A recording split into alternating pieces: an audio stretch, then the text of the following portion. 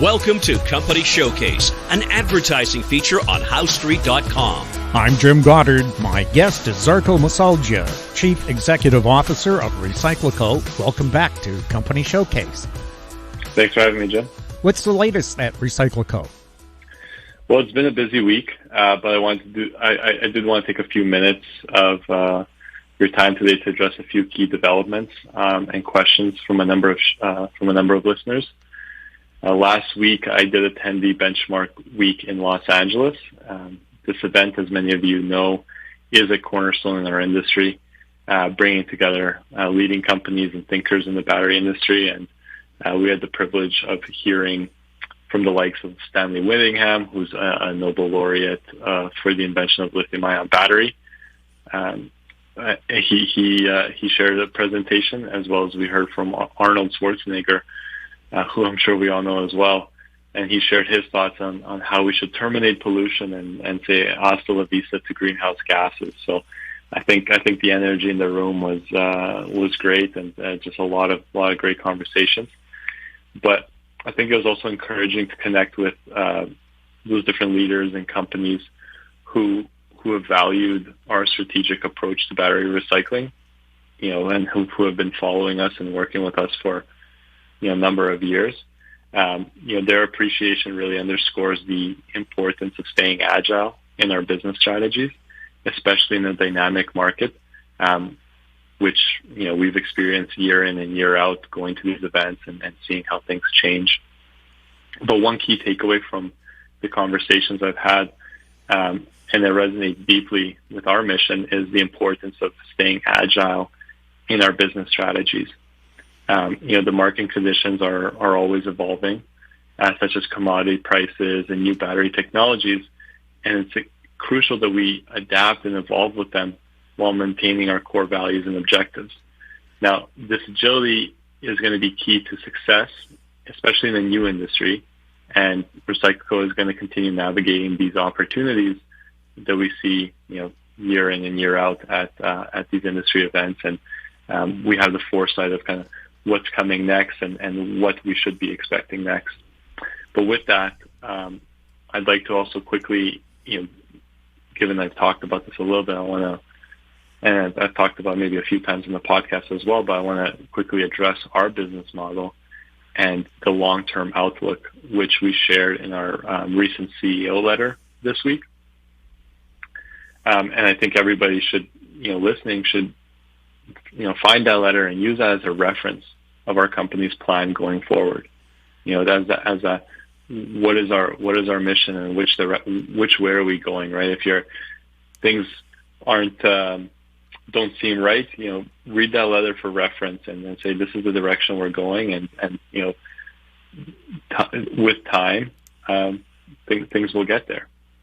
Because I think, in a dynamic market, it's natural to see new technologies, and we get questions all the time about how they compare to ours. But it's important to always understand the fundamentals, and that no technology or partnership happens overnight. So for instance, our press release this week, where lithium carbonate from recycled battery waste was successfully qualified through battery cell testing by C4V. This follows last year's success with our precursor cathode active material, both crucial products of our RecycLiCo process. And these achievements are going to be key to demonstrating our circular economy for lithium-ion batteries. And I think that's one of the fundamental truths is, there's no shortcut in making a lithium-ion battery work. There's specs, and you have to achieve those. And what we're showing is, our material is to that quality that the industry wants. We've also sent our product to a number of other companies, as we've announced before, and shared some of those qualification results, although many of those names are undisclosed. But keep in mind, this phase might seem slow, but it also allows us to be agile and to demonstrate our technology, to create samples more cost effectively, this is crucial for building confidence in our technology and forming joint ventures and building commercial plants in partnership. Because remember, like the qualification process takes time, regardless, and sometimes it's beyond our control. But this is a necessary step in building these relationships with companies, and whether at our current scale or in a larger plant, we would still be going through these qualification processes. But in a larger plant, we would be investing more during this multi-year process. And this year, I mean, we've seen these strategies. We've seen some strategies play out, and I think this year especially, we've witnessed some significant shifts in the recycling industry, especially with large-scale strategies that really got out, right away in building plants and trying to process materials. Because now we're seeing many companies are facing kind of project cost overrun and increased debt, particularly in a climate where capital isn't cheap. This can provide some challenges.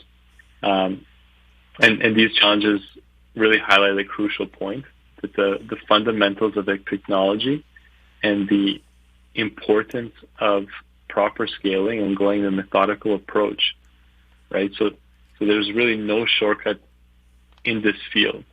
And through planning and patience, those will be key attributes, as, rushing can just only lead to bigger problems down the line.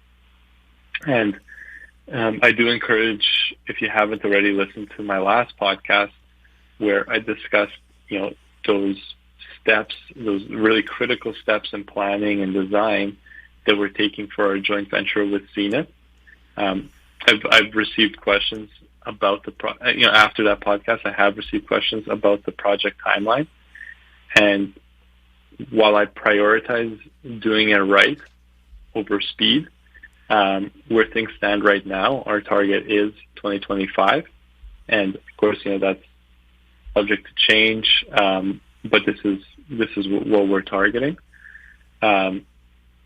We're also, at the same time, also actively pursuing other joint venture prospects where, we're engaged in a process that includes that technology review, demonstration of our technology, material validation, and eventually, the negotiations and commercial planning.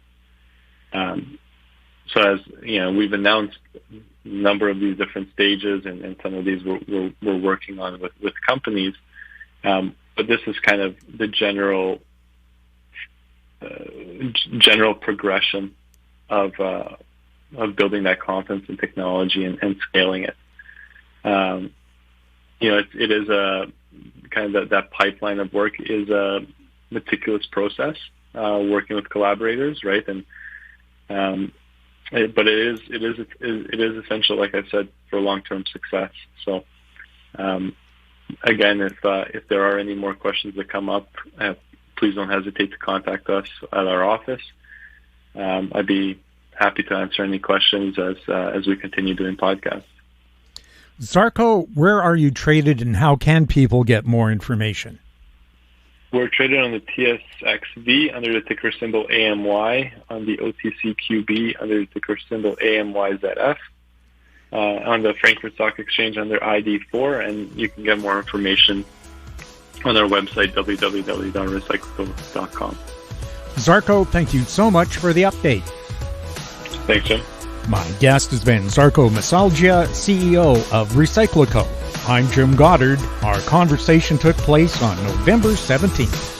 Comments made on Company Showcase are an expression of opinion only and should not be construed in any manner whatsoever as recommendations to buy or sell any financial instrument at any time.